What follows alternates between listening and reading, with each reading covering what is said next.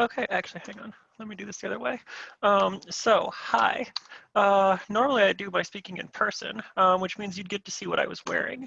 I wanted to share a picture of these socks and shoes that I'm wearing because they're hilarious and awesome. Um, so No. there you go. That is what I look like right now.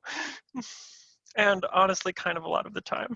That's, I'm a dork. Okay, so hi, welcome to a guide to using GitHub for Hacktoberfest. A little bit about me briefly. My name is Jennifer Moore. Those are my various handles and URLs.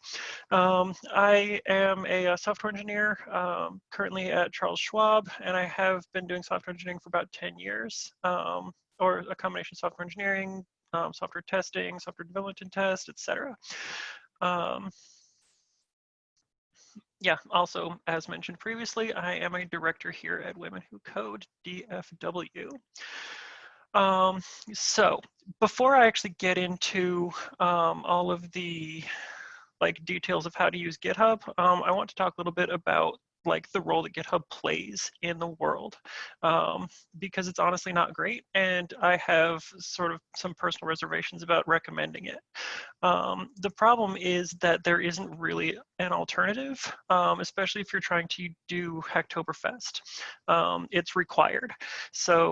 And Hacktoberfest is a great way to sort of get into software development and design and open source generally, and that's why we're all here. So we're going to go ahead and use it.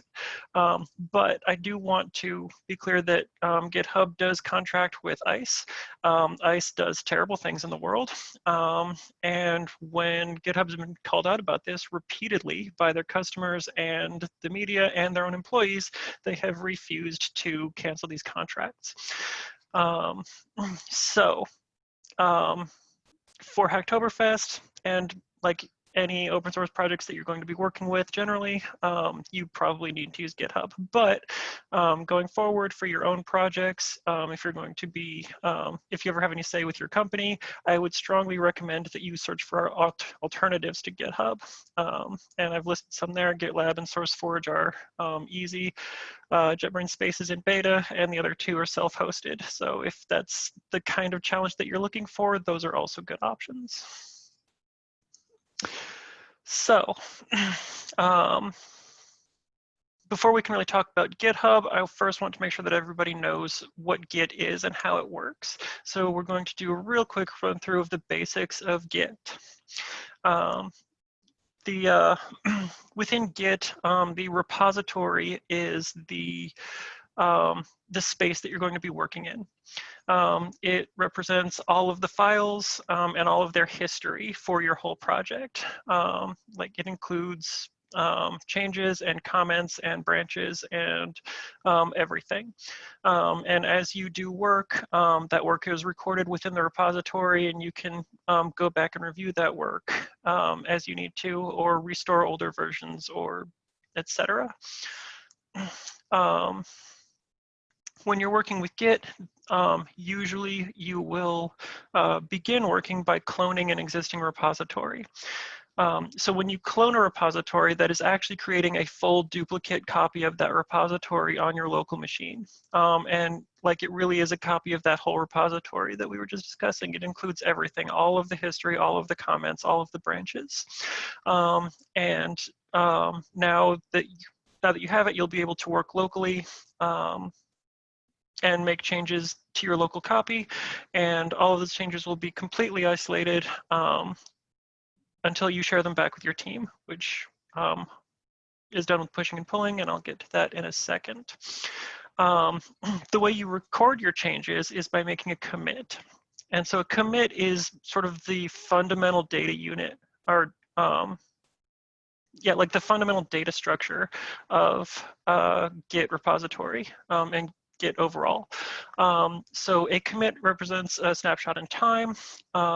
It is a record of all of the files that you have worked on, all of the changes that you've made to those files, as well as a message that you include when you make the commit, and information about who committed it, the author and the committer, which can potentially be different people, but that's kind of an advanced topic and we'll skip that. You can see on the left here, like when you are reviewing the log, the history of your commits, you can get a view that looks sort of like this, and it sort of is a summary of like which files were changed and what kinds of changes were made to them. And you can see that commits are stored in order in the history. So like fixed bug 7, and then you added a new root, and then you updated the README. Which brings us to branches. Branches are kind of a separate path or fork in that history. So what branches allow you to do is to have work running in parallel. They'll allow you to isolate large changes so that the regular maintenance in your application can proceed without being stopped by having to do a big refactor or add a new feature or etc.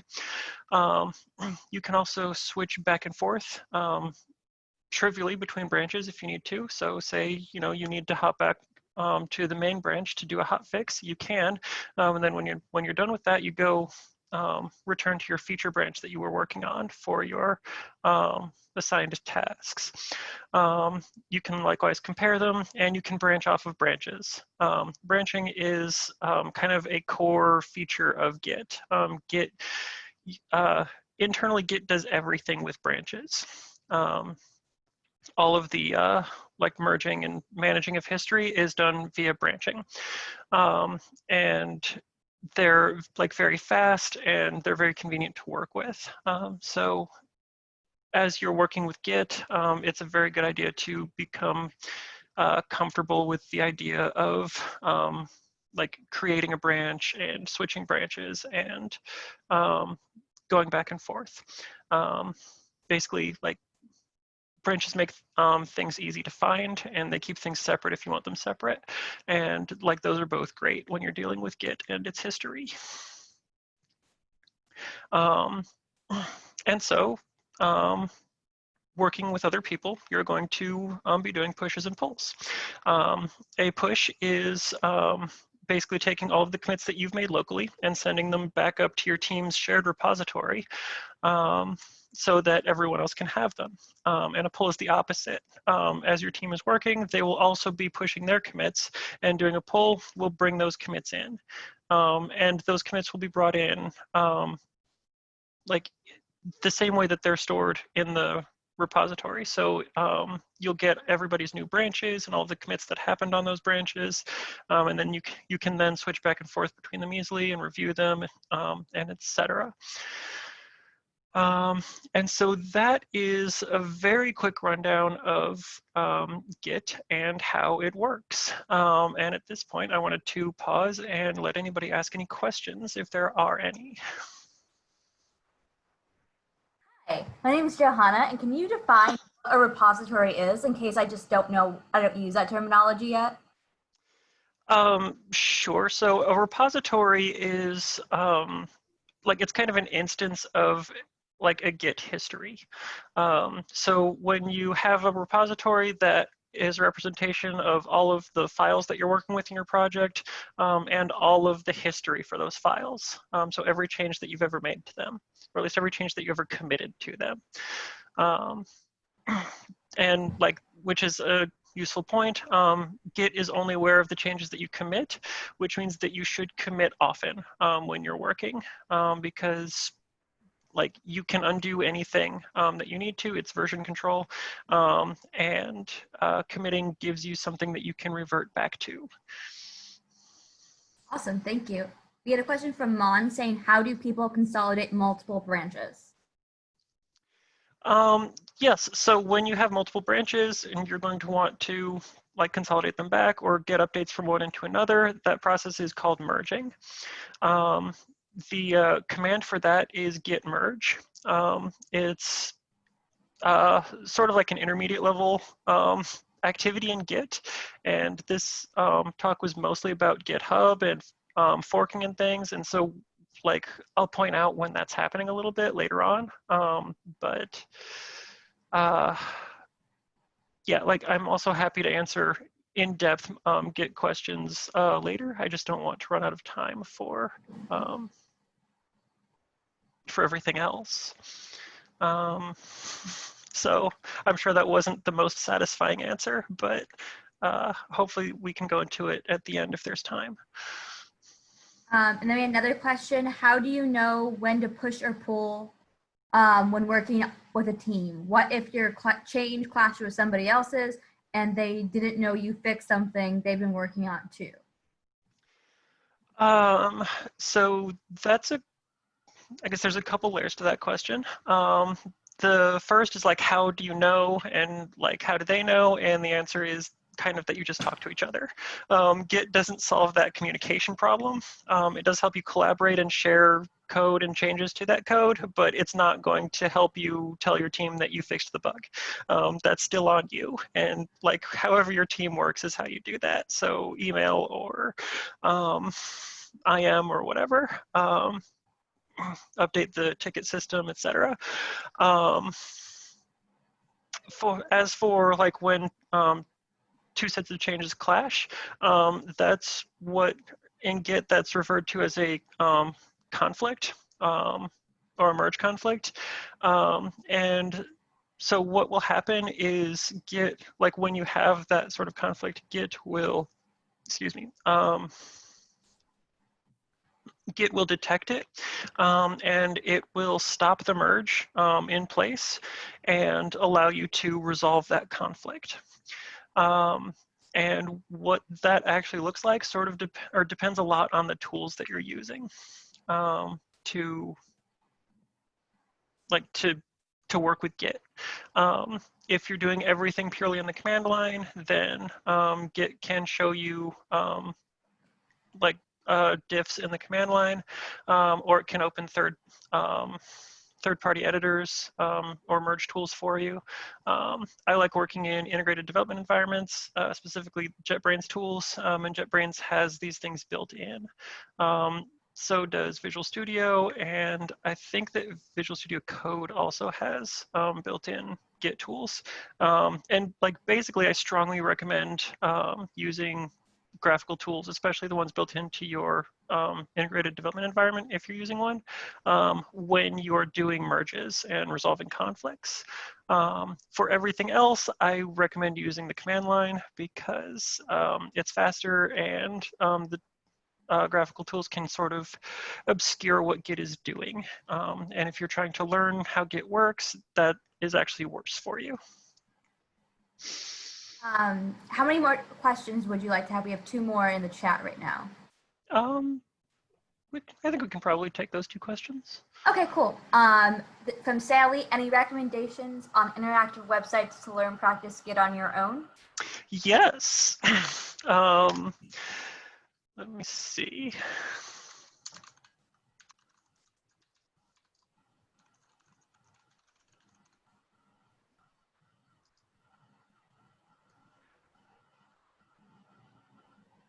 Where did they go?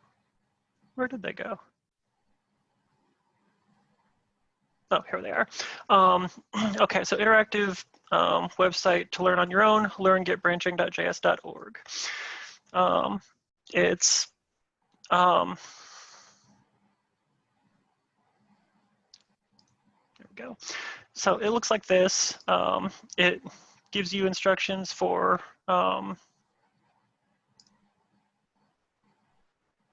so it gives you visualizations of what's happening.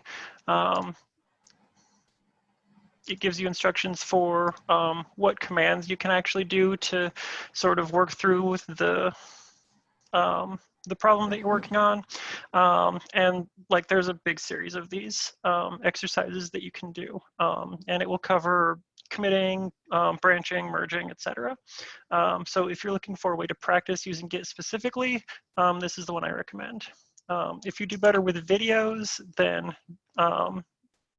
this Scott Hanselman has videos that I think are, the best. Cool. There's ads here. Anyway, Scott Hanselman is kind of a longtime expert with Microsoft, and he does a lot of these kinds of educational tutorial things. And so like this is the video that I would recommend if you are looking for a video to learn more about Git. Thank you. And then the final question, you might be able to answer this later, but what are the best practices for version history in terms of commenting out changes? Commenting out changes, you mean like? That's all the context I have. Good question. So maybe we can get some follow-up. Do you mean like adding comments to your code, or do you mean like? I think that they mean like commenting out your like the differences between, which would mean that like you don't have to worry about commenting or like keeping up with your changes because Git does that for you. Yeah, so if you're talking about commenting out like actual code, so that you sort of still have a record of it, like of how it used to look, my recommendation is don't do that, because Git like as Jordan said, Git does store that history, and so if you want to see how it looked in the past, Git provides you with a lot of tools for how to do that. The terminology here is not the best, but like the first place that you would look for like to see how a file has changed over time is git blame, and that will, which I know I don't love that. A lot of tools will rename it to git annotate, which is a much more positive interpretation. But basically, it will go line by line through your file and show you which commit is the last one that changed each line.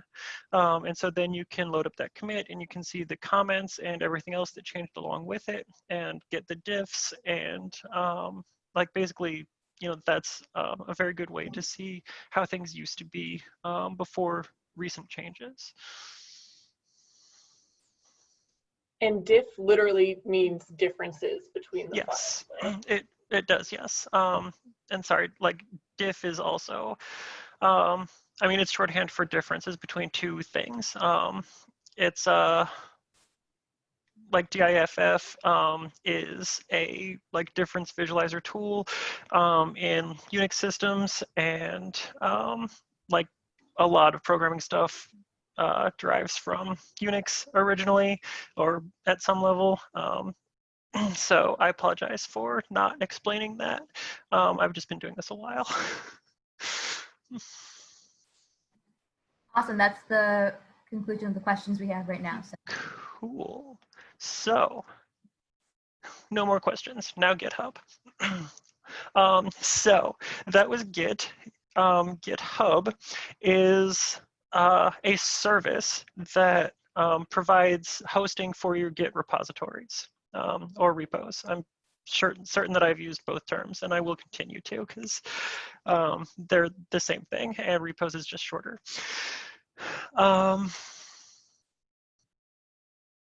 So I've like people are sometimes confused about which is which and like what they do though. So Git is a tool. It manages your version control history. GitHub is a service that hosts that tool for you. Yeah, I guess GitHub also provides a lot of other things on top of just pure Git, including like some project tracking and build automation stuff, like some communication tools, and most importantly, the ones that we'll be talking about are forks and pull requests. So a fork is really just a clone that GitHub does for you. So it takes somebody else's GitHub repository and then clones it to your space in GitHub. And now you have a clone of their repository. And because this all happened in the cloud, which is to say on GitHub, it kind of feels like a special case, and GitHub branded it and they called it forking. The history for the term fork also comes from like older open source software development where like it literally meant taking a project and then creating your own branch of it. elsewhere. And the idea is that you can do this easily on GitHub. It's built in, and you would even be encouraged to do so. And like that is how I think most open source projects expect you to contribute, is you would take their repository, fork it, make changes in your fork, and then merge back. Cool. And then the other is pull requests. Pull requests is how you would do that merge back. And it literally is a request for the other repository to pull your changes. So the way this works is that you open a pull request, and then GitHub will notify the other repository or the other repository's owners, and then provide them with views that they can use to see the diffs and comment on it, and perform code review and etc. Git will also use this as a point in the workflow that can trigger a lot of automated processes, basically any of them that you have set up. So it can trigger automatic tests or automatic builds or linting or security reviews, or like really anything that you can think to automate and plug into GitHub services. GitHub will trigger for you, or will let you trigger when you open a pull request. And so pull requests wind up being a very important thing in in working with teams, and for our purposes, especially with open source projects and Hacktoberfest, because Hacktoberfest counts your progress in pull requests that you've opened. So our whole goal here is to be comfortable and familiar with the process of working in Git and GitHub, up to being able to open a pull request to some other project. And that is what we are going to do interactively in a moment. But I can also take another second to answer questions that you have about GitHub or anything else really at this point. Yes, we have a question in the chat. What is the difference between a fork and a clone, and when would you use one over the other? So the difference, at a very low level, there is no difference. A fork is a clone, but a fork is a clone that GitHub created and managed for you. So like when you would create a fork is if the project that you want to have your own fork of is already in GitHub, and you want to make changes, but you don't have permission to commit directly on that project. So you fork it into your own copy of that project, and you make the changes there. And then once you're satisfied with those changes, you can open a pull request to send them back.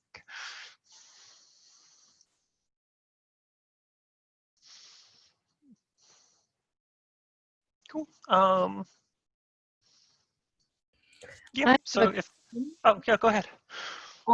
When you make a pull request, generally you add a markdown file, right? Describing what you changed in your files. Do you use any markdown editors to create that file, or do you use the one with GitHub, because it's a big POS?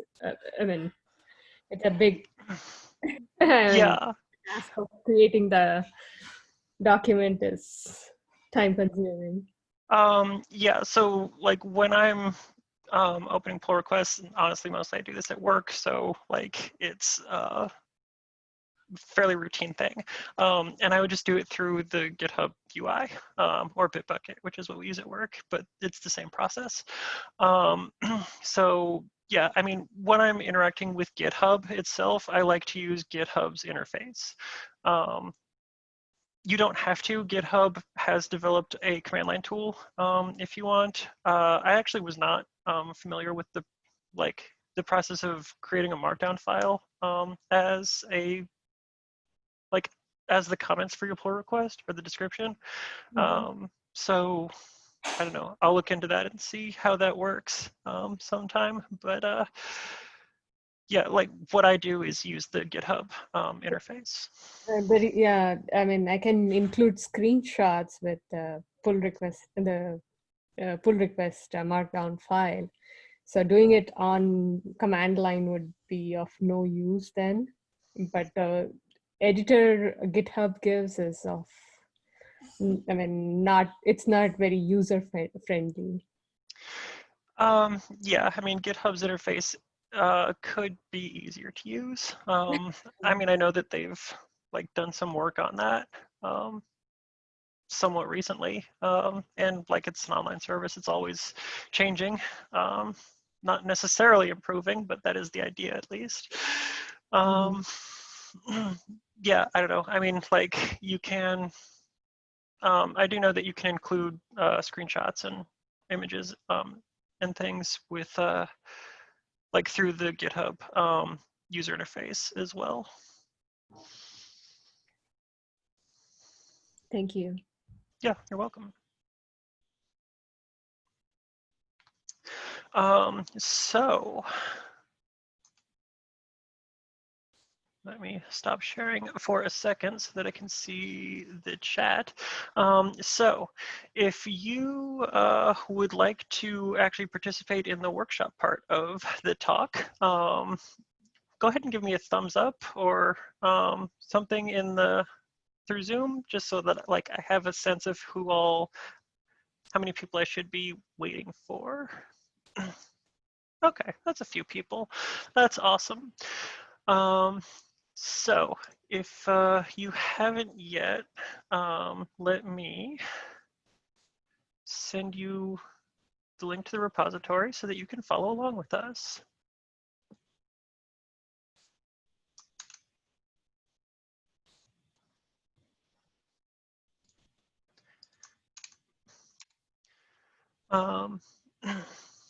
Okay, so there in chat is a link to a GitHub repository that I created for us to use and explore with. This project is a basic-ish Hello World application. And the idea, the change that we're going to make is to each of you add your own name to the list of names that the application says hello to. And then you'll send that back as a pull request, and you know, then everybody will have graduated from Jennifer's GitHub University. Okay, so first thing to do will be to go to, oops.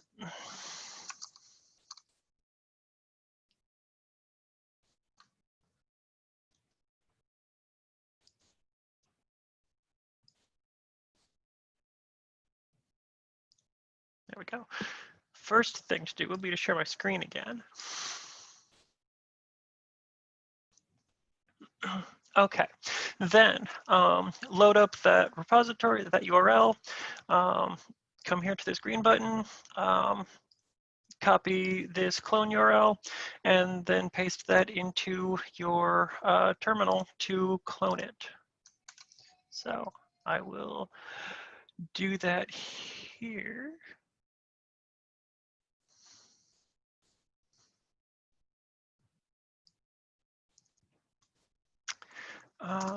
Where am I?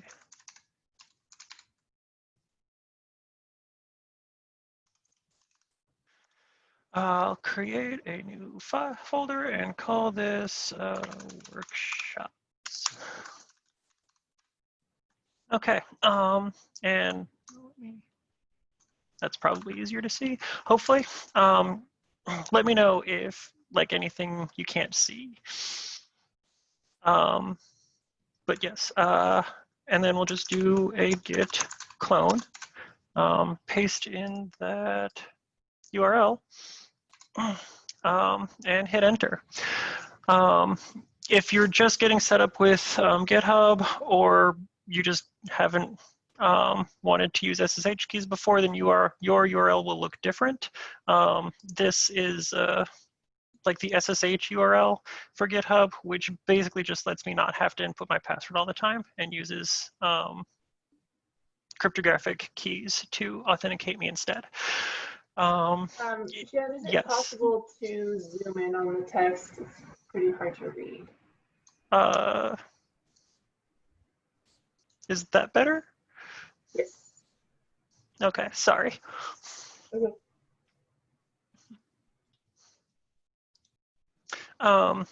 Okay, so we can see here that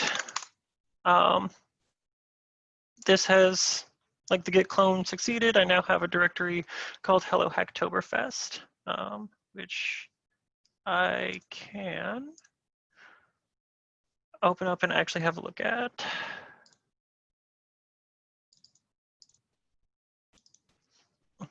And here are all of my files. The .git directory is a hidden directory,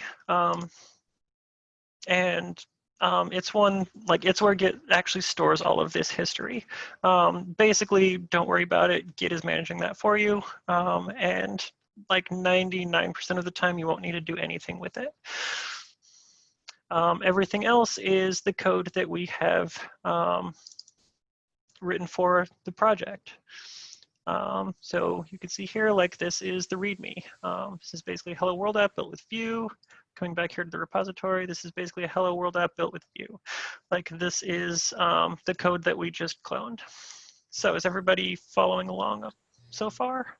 Actually, I'm a little bit behind because I do have Git on my computer, but I'm wondering where I need to put that, because I figure I don't just put it wherever the file, like when I opened up Git, that I need to choose a place for it to go. So do I put it in, I have a Git directory I'm seeing. Is that where it needs to go, or do I just create a file? I'm not sure which Git directory that would be. Possibly, like, if so, where you keep your source code is kind of a personal question about, like, just how you want to manage your work. Like, I have in my home directory a source folder, and that's where I keep all of my source code for projects that I've done. But like this that you just had, would you create a folder and then put it into that folder? Yes, yeah, just create a folder where you want to store source code for your projects, and, like, let that be the folder. There was a question that, do they need to install Git before using this command? Yes, if you haven't installed Git yet, you'll need to do that. There's a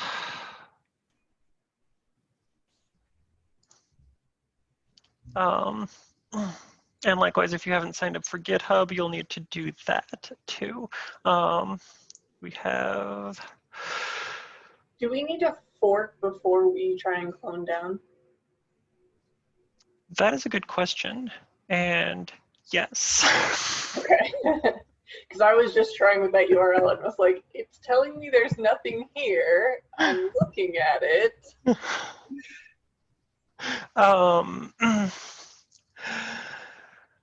Right, because it's not actually, like, the easiest thing to fork my own repository, so I didn't even think about that. But yes. You want me to share really quick, and I'll show? Yeah, that would be awesome. But since I'm up here, like, the fork button is here, and you would, that's the interface to do it with. But I don't want to fork this into any of those other projects. So I'll stop sharing for a second, and Jordan, you can show what that looks like. Okay, yeah, so once you are signed into GitHub and you have navigated to that link, up in this corner, as Jen was saying, oh, can I zoom in?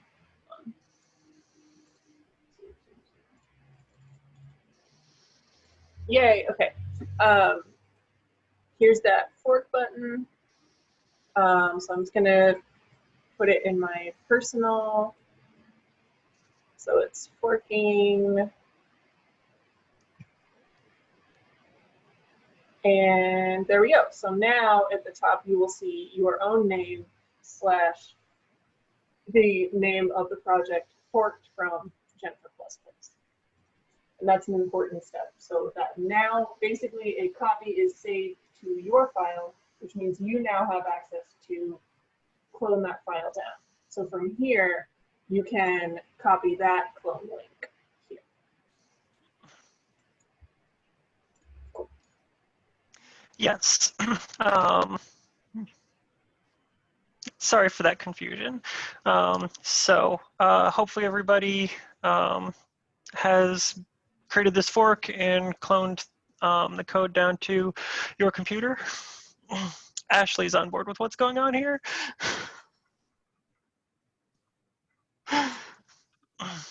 Okay, I have a few thumbs up. So we will go ahead and proceed. Let me open that up.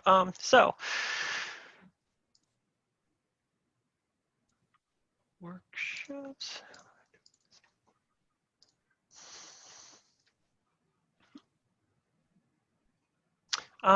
Okay, so this is, no.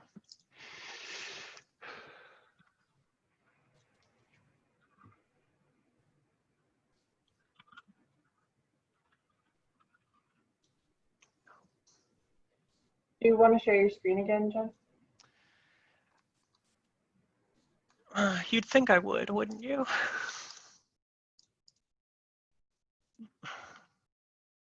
Okay, sorry. So I have, this is WebStorm, the editor that I use for working in JavaScript, and I have opened up the directory that I just cloned everything into. So we can see here the README again. This is WebStorm's rendering of it. Go.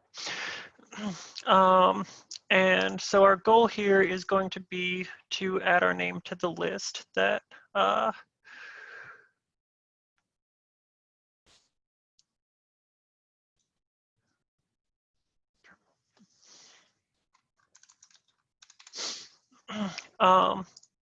that we actually will say hello to. You can see hopefully in this little GIF the flashing names and also on the GitHub repository in the README. And I will just build and run this real quick so that we can see what the application looks like when it's not a tiny pixelated GIF.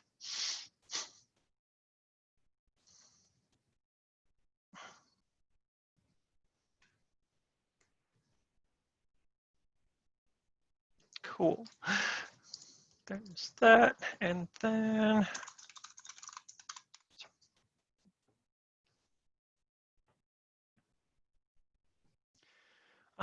so I just what I just did was install all of the dependencies for the project, and now I'm actually building it so that it can be served and we can see it in the web browser,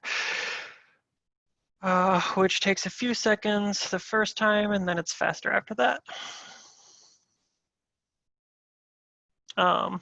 And none of this is actually strictly necessary. I just wanted to be able to show everybody what the changes actually look like as we make them.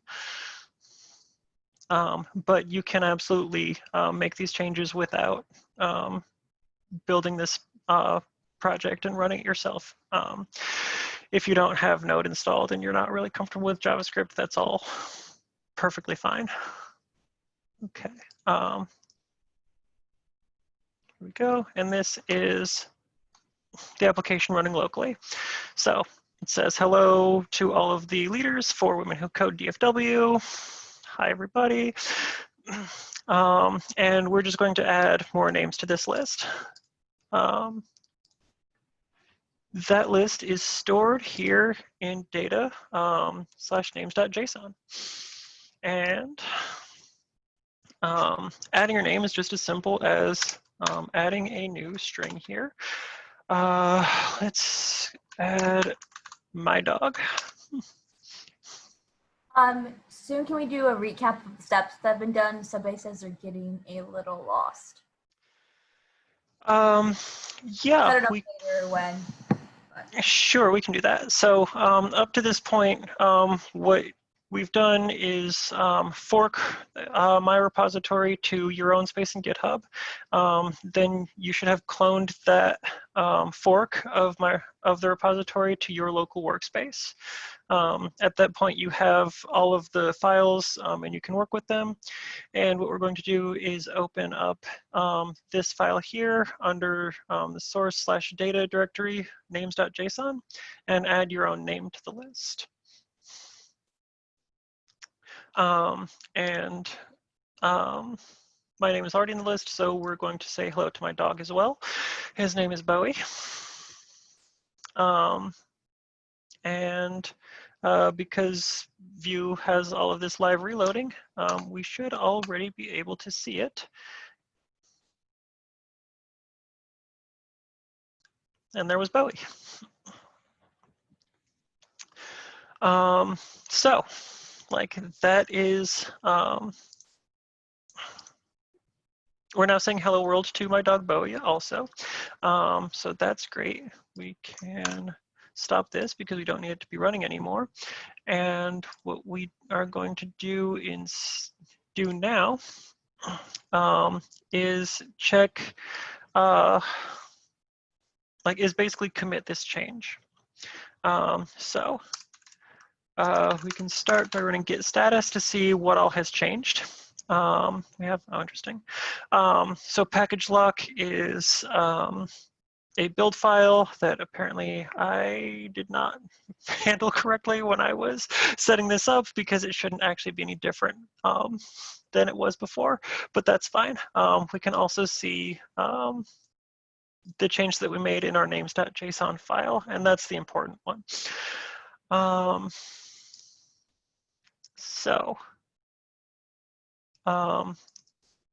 We can here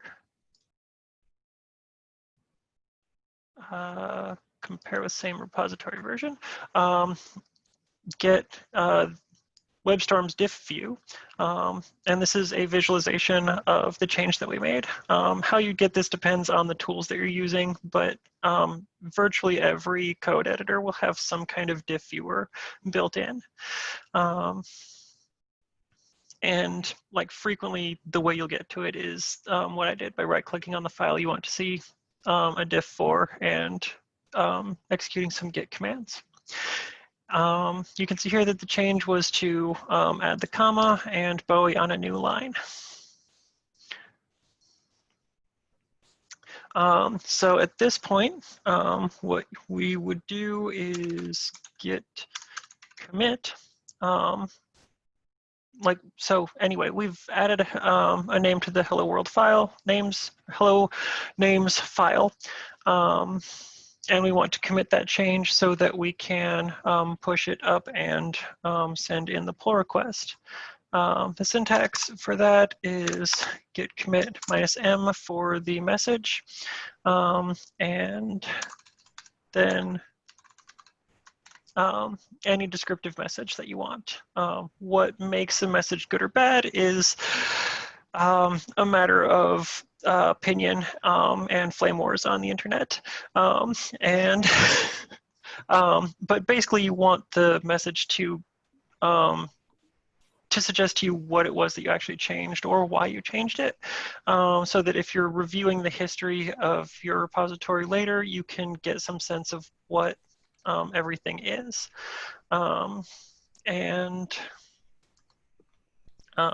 Let me show you what that would. What yes. tool are you using right now, by the way? There was a question in the chat. So this tool is JetBrains WebStorm. It's the code editor that, I mean, I like JetBrains for every language, basically, that they have an editor for. Yeah, it is unfortunately not free. I think WebStorm costs about $50 for just on its own, though. And then, or $50 for the first year, and then the price goes down annually after that. Basically, I like JetBrains, but I know that it's not, like, it's easier to recommend free tools. And Visual Studio Code is the one that I would recommend most people start with if you're just looking for any editor. Visual Studio Code will look similar to this. You'll have a file browser on the left side and code pane on the right, and down at the bottom you'll have various other tools, including a terminal that you can run commands in. Hey Jen, just a question. Do we have to add before committing the file? Yes, we would have to do that, wouldn't we?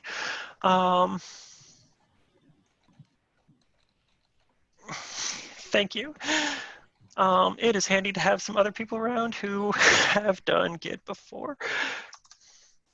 Oh, but yes, I was going to show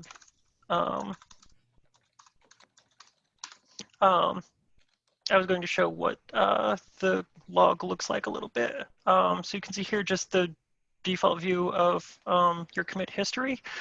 This is like who committed and when, and then the comment. So you can see the last commit I made was more better readme, which honestly is a terrible commit comment. And if this was a real project and not something that I was doing just for demonstration, I would be mad at myself for writing that commit message. Cleanup is also not great, but it does give you more of a sense of like what was happening. That was probably a lot of like formatting and typo change fixes and things like that.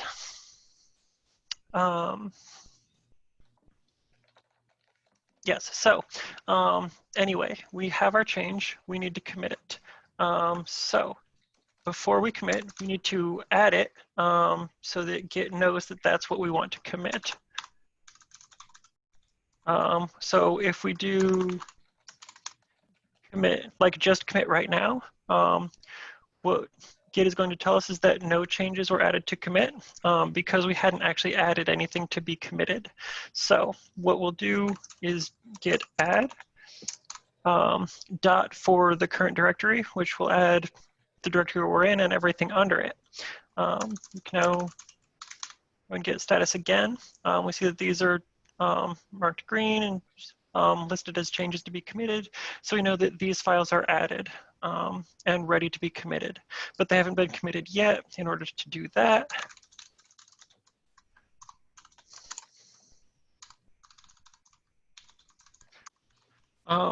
we run our commit command again.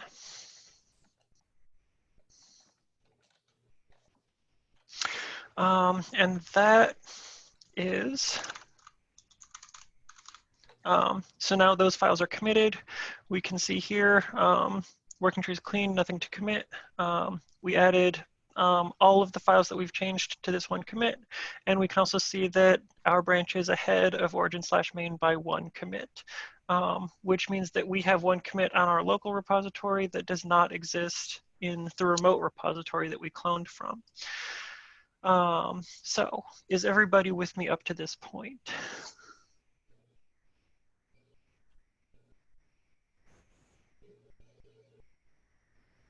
Yeah, seeing some head nods, some thumbs up. Cool. So because I didn't actually fork, I will, like, I can't really show you this next part. Well, I sort of can. So I have another fork in another repository somewhere. So let me close this. But the next thing to do is git push. And I won't run this because it will probably cause some conflicts for people in a second after they start doing their pull requests. But like just git push is the syntax to run that push, and that will send your commits from your local repository up to the one that you forked from. And I will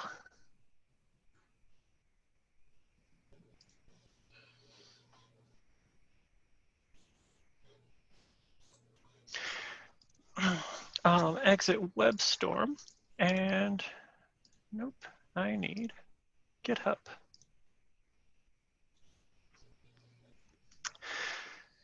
Okay, and I will come back over here to GitHub. Repositories.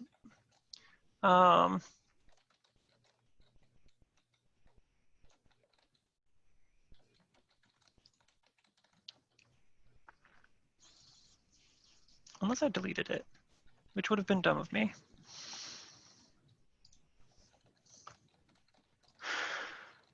I deleted it. Okay, that was dumb of me.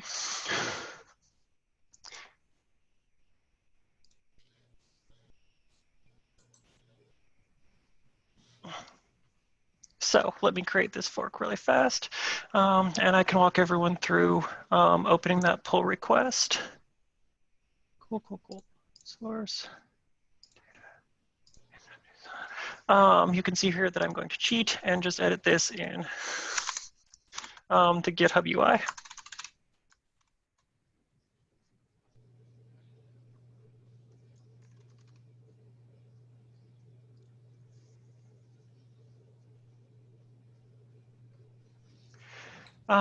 Okay, so that is that. So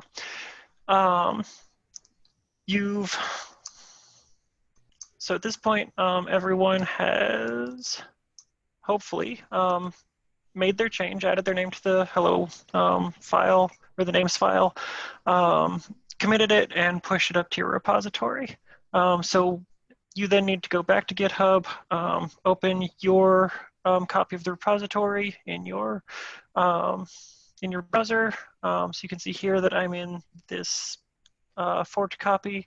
I can see it's forked from the main one in Jennifer++. Open up the pull request tab and come over here to new pull request. When you click that new pull request button, because you forked this repository, GitHub has done all of this tracking for you, and it knows that there is like that this repository is a clone of the one in Jennifer++, and that is what the pull request settings will default to, is sending our change back to the original that we forked from.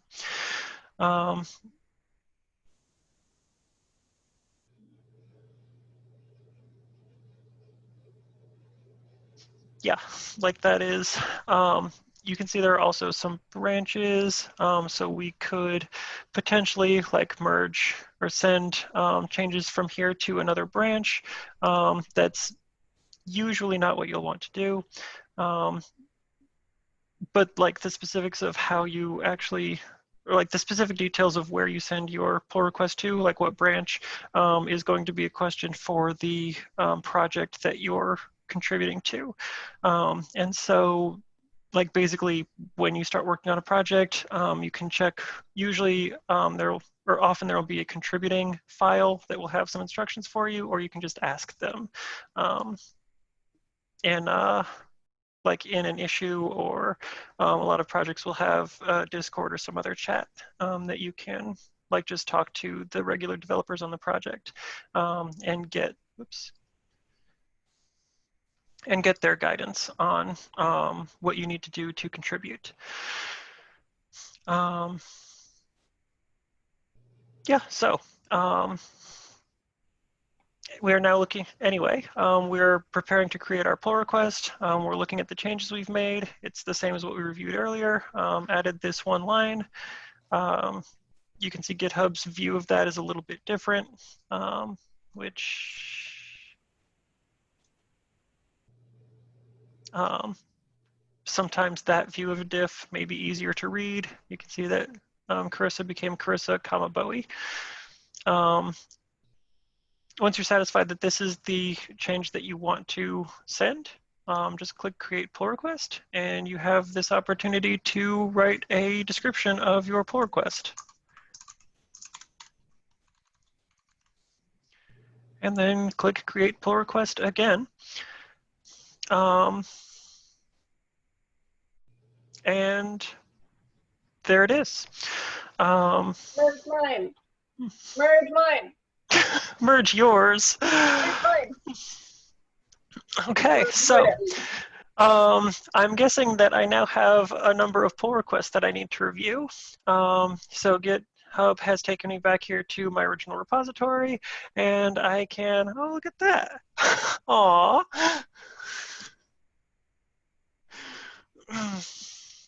Jordan's name is also already in the list, so there we go.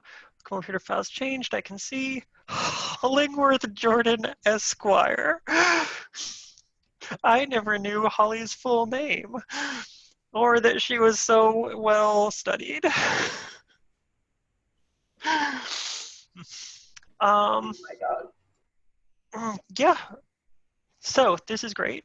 We have so far 16 people who have, including me, so 15 people who have submitted a pull request.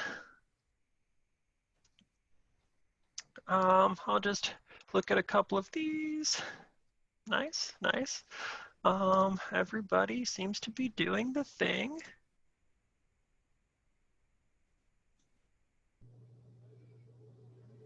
Yep, package lock will change sometimes, not a big deal.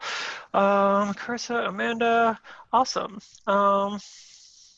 Yeah, so that is the workshop. Congratulations, you have all now submitted a pull request. And if it was October, you would have gotten credit towards Hacktoberfest. In a real project, I would review these and add comments to any that need to be improved or discussed. And if not, generally just merge them. This really isn't a real project, so I'm probably just going to leave these here. And I think at this point, stop sharing so that I can see everybody's beautiful faces. And open up the floor for any other questions or comments. If there's anything that we didn't cover that you wanted to. I have a question. Yes. Oh, I'm sorry. No, you're good. Let me just, I was just gonna ask really my question. quickly, if we're having trouble with this, we have a couple of leaders in the chat. I can throw you in a side room and you can have a one-on-one discussion. We can help get you unstuck if you're stuck. So just give me a little thumbs up reaction if you need help and we will get that going. Sorry, Patricia, go ahead. Yeah, I was just gonna ask, so what happens when you do, so we put in pull requests for you to pull in all of our changes and you're gonna merge all of our changes with yours. So then your file is gonna have all of our names, but will our individual forks, do we have to do another pull to get an update after you have merged everything? Is that how? Yes. And like that is probably the most disappointing aspect of GitHub's user experience is that after you have forked a repository, in order to update your fork, what you're going to have to do is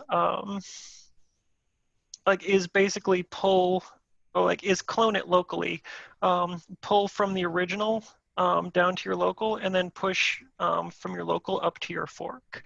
And it would be awesome if GitHub would automate that for you, but they don't. But yes, your fork will not update itself. You'll have to take some steps to keep it updated with the upstream repository that you forked from. Is it just pulling after you've done the merge? Because I mean, that would be a, that would be a cool experience if you wanted to merge now and then we could just pull. I mean, just to see what that was. Because that's like that part where I'm confused on. That last part is when everybody's working on something together. Okay, so we have changes. We've pushed these changes. You have these requests, and now you're going to merge all of our changes into yours. And then now, how do we get your new changes? We do another pull? So it's a little bit more involved than that. And yeah, I can go ahead and even walk if through you that have also. resources to just point me to, because I don't know, I don't want to take up time or anything, but that was like the one part that all the videos take me up to that. And then, but if you could take or show me where to go, that'd be good. I would have to search for like a tutorial to show you, and like I'll be happy to share one after. But if you want, I can also like just walk you through the process now, because it might help some other people to just see it. Yeah, getting some head nods. Okay. So let me share my screen again. Okay, so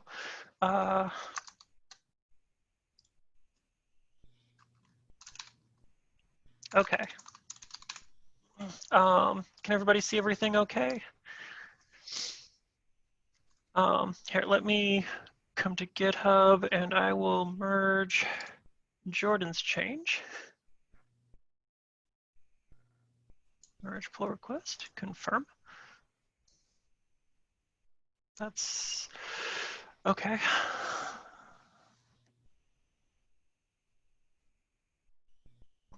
Cool.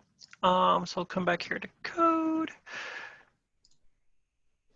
Source, data, names, added Holly is the latest change. Awesome. So Holly is there in the list. Okay, so this is, I cloned this from there directly. Okay.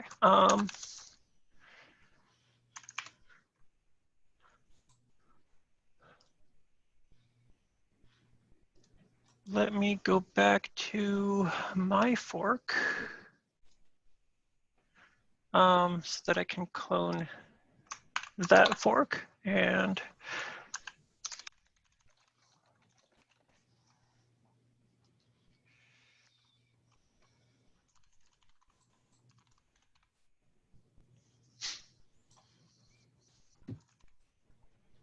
okay, cool.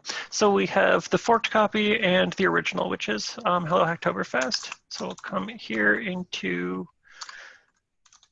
Hello Hacktoberfest.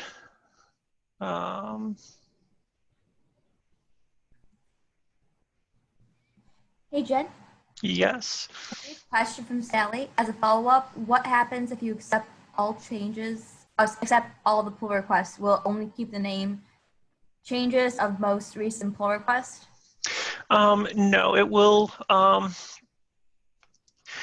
probably merge them all, but also like because we're all working on the same file here, it will probably create some merge conflicts. So let's look at Diana's. Yeah, we can see that there are conflicts now because Holly's name was added.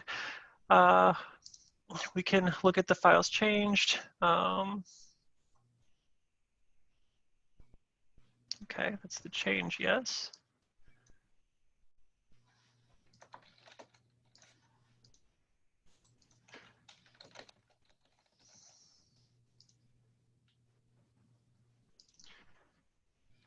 Resolve conflicts. Okay, so like GitHub has this diff viewer, and we can resolve the conflicts here if we want to, which basically would look like that. And now Diana and Holly are both in the list, but like we would have to do that every time because we're all editing the same part of the same file. Or I assume we are. I haven't looked at everybody's pull requests yet. But yeah, the idea is that, yes, we would wind up with everyone's name in the list. And like this kind of resolving conflicts is like, it's just something that happens when you're working with multiple people on the same project. And like you basically just need to communicate with each other to know what you're changing and why, to make sure that everybody's changes all get included whenever they are in conflict with each other.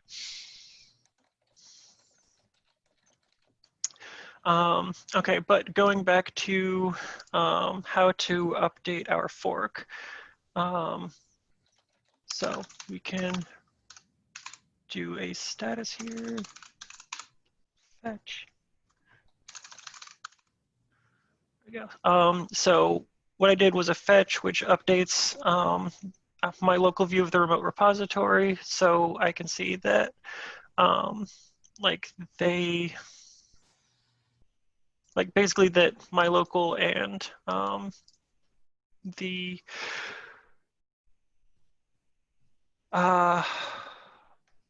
remote have changes that aren't, each have their own unique changes, which is going to complicate this, and I don't want that. So let me.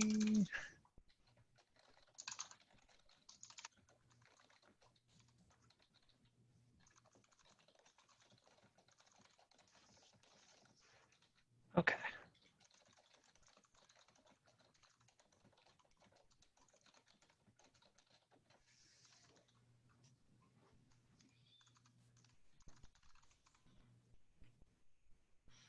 Okay.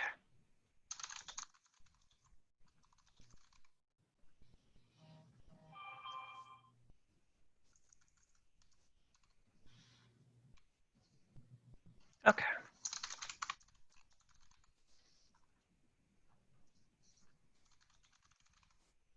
Cool. So what I just did was delete the delete my local main branch, and then recheck out the one from the remote, because I forget what change I made, and also I don't want it. So it's just going to get in the way of this demonstration. So we can see that this is the repository that is tracking the original branch, or the original repository. And moving back here to the fork,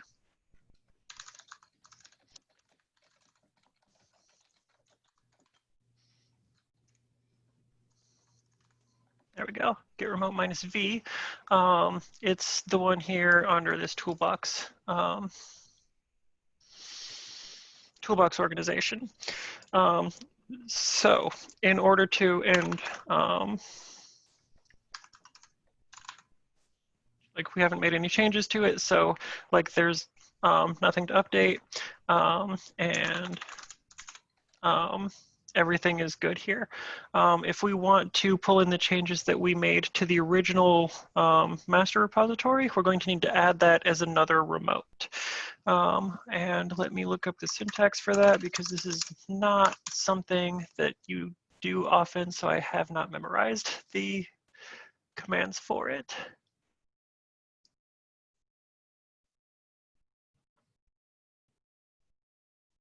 Okay. Git remote add name URL.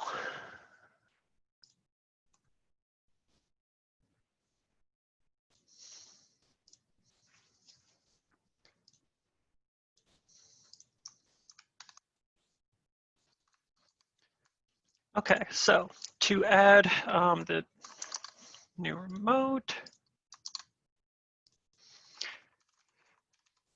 syntax is git remote add. Name will be upstream. Upstream is kind of the conventional way that you would describe the original repository that you forked from. And then like origin is the one that you push and pull to. So add upstream, wait. Name URL, yes, okay. And then paste that URL. Okay, and check our remotes again.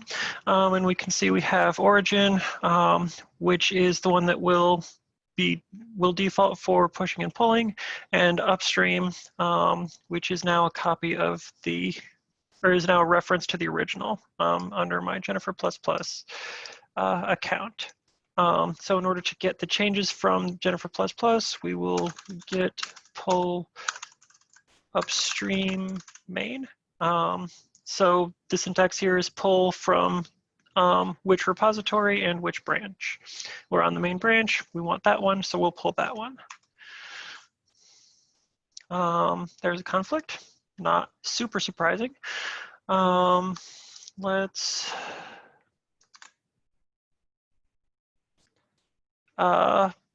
because let's go ahead and resolve that conflict.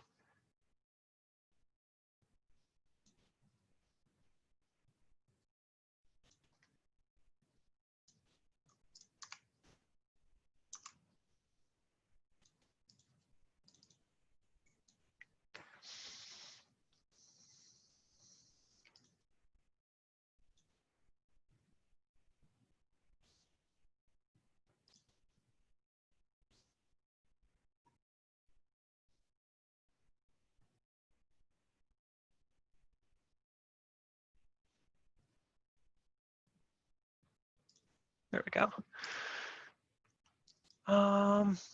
Okay, where even is this conflict? Image.json, makes sense. What is our conflict? Yeah, that tracks. So we'll add Bowie and Holly. Cool. So that conflict is resolved. We can go back here. Okay. Do the commit to finish merging. And incidentally, what you just saw is what happens when you don't specify a commit message on the command line. It opens up a editor for you to enter one, and then you can enter it from there. Depending on how you have Git configured, that editor could be Vim, and Vim is hard to escape from. So basically, like I try not to do that, but yeah, and to just specify the commit message when I'm committing at the command line. So, oops.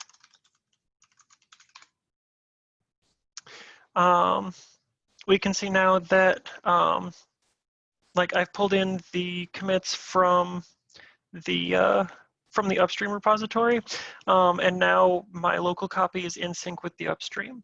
In order to synchronize my fork with that, I would just do a push.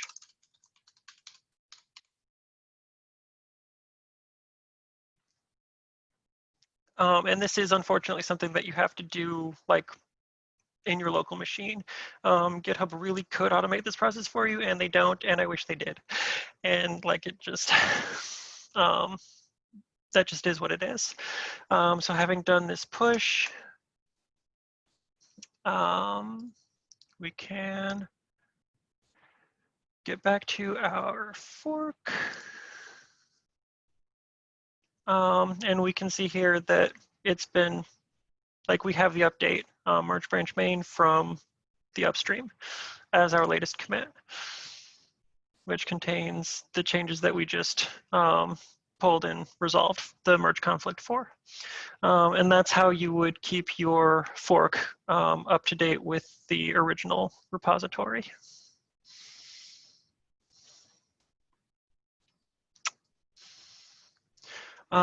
So hopefully that was sort of helpful.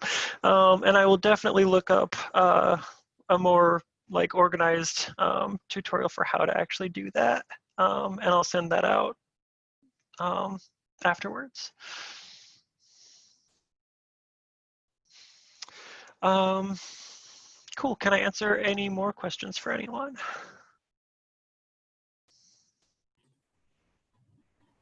Hey, Jen. So just a question about Hacktoberfest. Can you tell us how we can find projects to contribute to? That is a good question. So Hacktoberfest has a handful of projects that, at least I think they do, have a handful of projects that are sort of intended for beginners and learning.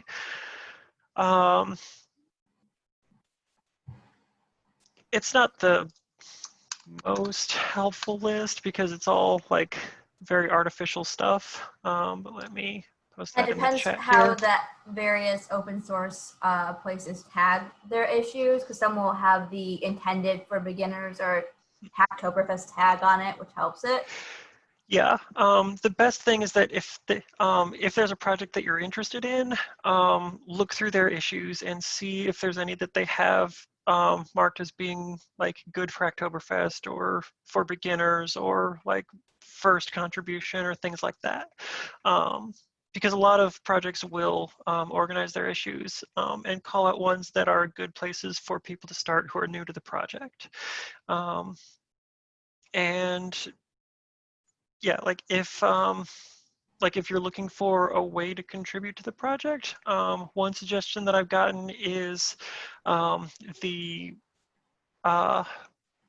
websites for a whole bunch of open source projects are like just perpetually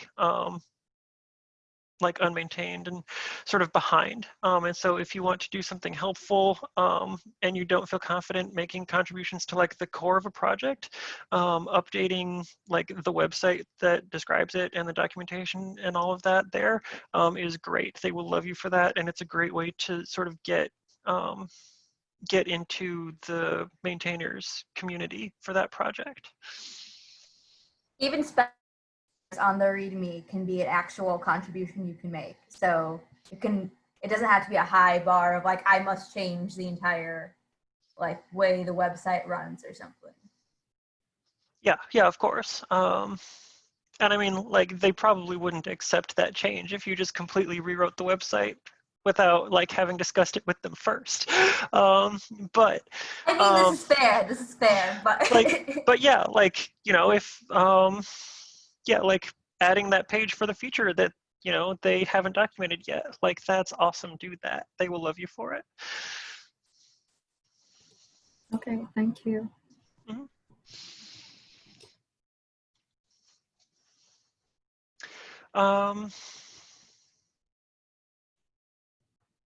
Yeah, I don't know. Can anybody else have a question?